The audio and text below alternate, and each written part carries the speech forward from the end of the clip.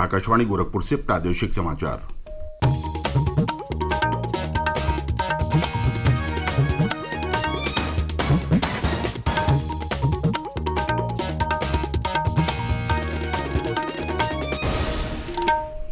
नमस्कार। समाचार बुलेटिन के साथ मैं प्रमोद कुमार सिंह। पहले मुख्य समाचार। लोकसभा चुनाव के अंतिम चरण के लिए दाखिल नामांकन पत्र वापस लेने की अंतिम तारीख आज। जांच के बाद 13 संसदीय सीटों पर वैध पाए गए 150 प्रत्याशियों के पर्चे। 5वें, 6वें और 7वें चरण के चुनाव को लेकर प्रचार अभियान तेज। एक दूसरे पर निशाना साधने में जुटे विभिन्न राजनीतिक दलों के स्टार प्रचारक। प्रदेश में 2 दिवसीय दौरे पर आए भाजपा के वरिष्ठ नेता और प्रधानमंत्री नरेंद्र मोदी की आज 3 क्षेत्रों में चुनावी रैलियां। रायबरेली में कांग्रेस और सपा की संयुक्त रैली में मौजूद रहेंगी सोनिया गांधी। और प्रदेश के अधिकतर जिले भीषण गर्मी की चपेट में। कानपुर में तापमान 45 डिग्री से ऊपर। मौसम विभाग ने दी आज कई जिलों में लू चलने की चेतावनी।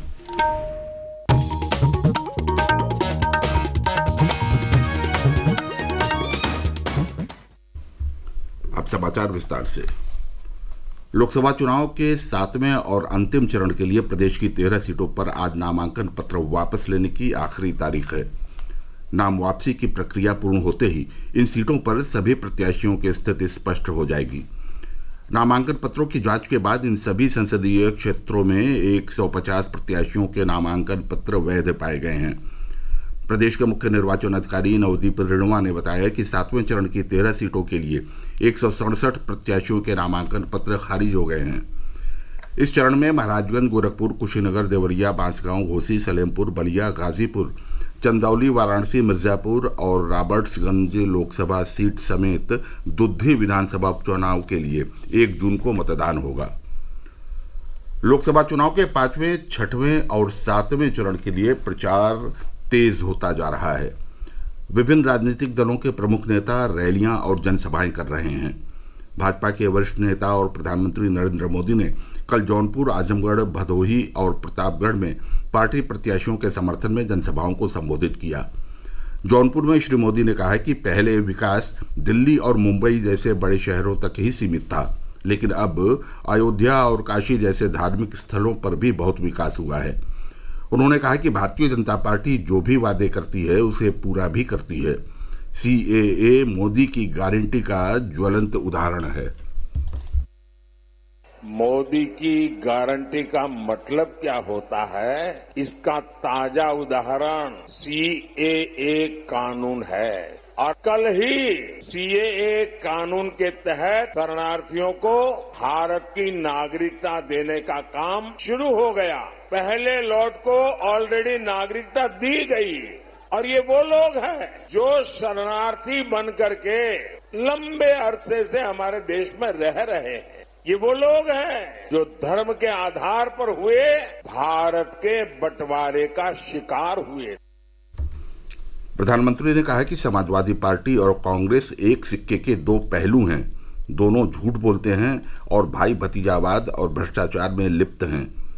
श्री मोदी ने आजमगढ़ की जनसभा में कांग्रेस और सपा पर तुष्टीकरण की राजनीति को बढ़ावा देने का आरोप भी लगाया।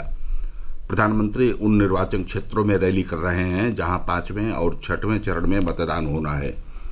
वरिष्ठ भाजपा नेता और मुख्यमंत्री योगी आदित्यनाथ ने आजमगढ़ में PM मोदी के साथ मंच साझा किया और इसके अलावा कौशाम्बी तथा बांदा में भी चुनावी रैलियों को संबोधित किया। उन्होंने कहा कि सपा और कांग्रेस का गठबंधन नकारात्मक सोच का प्रतीक है। भाजपा के वरिष्ठ नेता और रक्षा मंत्री राजनाथ सिंह ने लखनऊ में चुनावी जनसभा को संबोधित करते हुए कहा कि विश्व के राजनीतिक विश्लेषक भी मान रहे हैं कि NDA 400 से अधिक सीटें जीतने जा रही है। उधर कांग्रेस महासचिव प्रियंका गांधी ने कल रायबरेली में चुनाव प्रचार के दौरान भाजपा पर महंगाई बढ़ाने का आरोप लगाया। उन्होंने कहा कि पिछले 10 वर्षों में लोगों की जिंदगी में मुश्किलें बढ़ी हैं।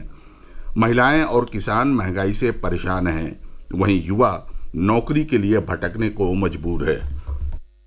सच्चाई ये है कि 10 सालों में आपके जीवन में तरक्की नहीं आई। महंगाई बढ़ चुकी है, इतनी बढ़ चुकी है कि हर रोज आपके लिए समस्या होती है। आप दुकान जाती हो, कुछ खरीद नहीं पा रही हो, इसी तरह से खेती से कमाना मुश्किल हो गया है। खेती के हर सामान पर जीएसटी है, ऊपर से पेट्रोल डीजल भी महंगा, उपज का दाम भी नहीं मिलता। तो किसानों के लिए बड़ी मुश्किल है कि आज 70 करोड़ लोग बेरोजगार हैं। तो हर तरफ से परेशानियां आपके कंधों पर लादी हुई हैं। समाजवादी पार्टी प्रमुख अखिलेश यादव ने कल बांदा, फतेहपुर और कौशाम्बी में इंडिया गठबंधन के प्रत्याशियों के समर्थन में जनसभा की। भाजपा की निंदा करते हुए श्री यादव ने कहा कि प्रदेश सरकार और केंद्र सरकार भ्रष्टाचार में डूबी हुई है। पेपर लीक कराकर युवाओं के भविष्य को अंधकार में डाला गया है। युवा भाजपा को माफ नहीं करेंगे। बसपा सुप्रीमो मायावती ने भाजपा सरकार की मुफ्त राशन योजना पर सवाल खड़े करते हुए कहा कि इससे गरीबों का स्थायी तौर पर भला नहीं होगा। उन्होंने भाजपा पर कांग्रेस की तरह जांच एजेंसियों का गलत इस्तेमाल करने का आरोप लगाया। साथ ही सपा मुखिया को आरक्षण का विरोधी बताया। प्रादेशिक समाचार आप आकाशवाणी गोरखपुर से सुन रहे हैं। लोकसभा चुनाव के बाकी बचे 3 चरणों के लिए प्रदेश में आज प्रमुख दलों के स्टार प्रचारकों की कई चुनावी रैलियां होनी हैं। भाजपा के वरिष्ठ नेता और प्रधानमंत्री नरेंद्र मोदी आज लगातार दूसरे दिन 3 रैलियों को संबोधित करेंगे, तो वहीं रायबरेली में कांग्रेस और सपा की संयुक्त रैली में सोनिया गांधी मौजूद रहेंगी। आज की चुनाव प्रचार की गतिविधियों को लेकर पेश है हमारे संवाददाता की एक रिपोर्ट।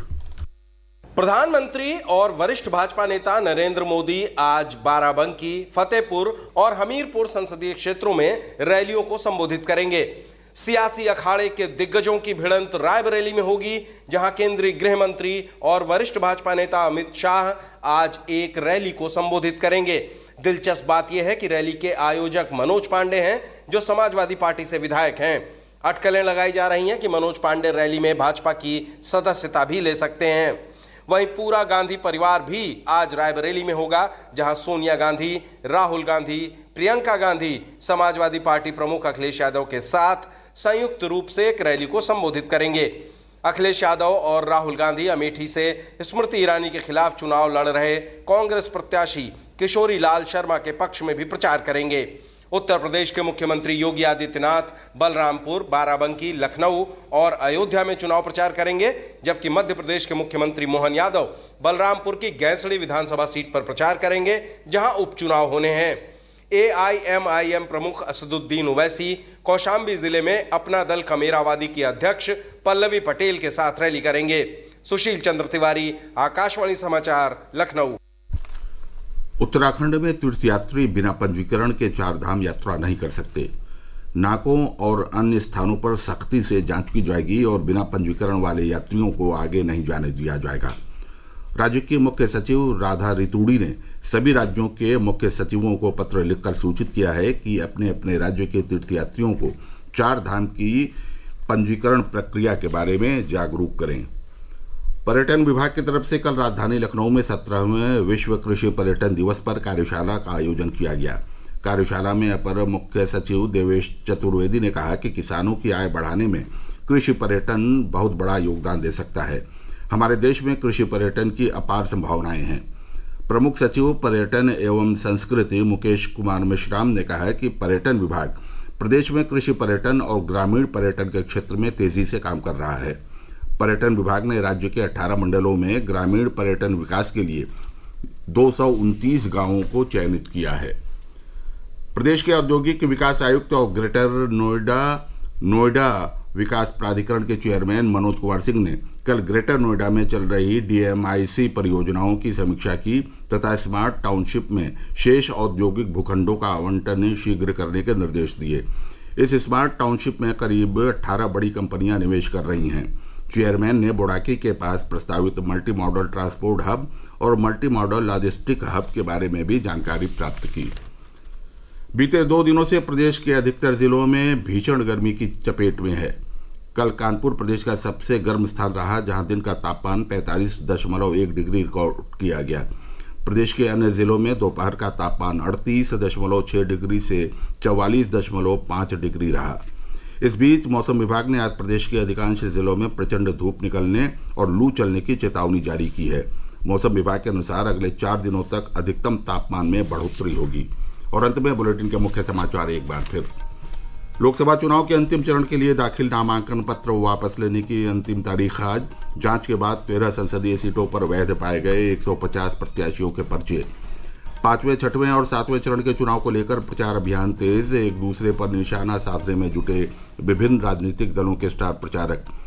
प्रदेश में 2 दिवसीय दौरे पर आए भाजपा के वरिष्ठ नेता और प्रधानमंत्री नरेंद्र मोदी की आज 3 क्षेत्रों में चुनावी रैलियां। रायबरेली में कांग्रेस और सपा की संयुक्त रैली में मौजूद रहेंगी सोनिया गांधी।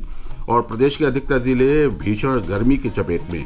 कानपुर में तापमान 45 डिग्री से ऊपर। मौसम विभाग ने आज कई जिलों में लू चलने की दी चेतावनी। इसके साथ ही ये बुलेटिन समाप्त हुआ। नमस्कार।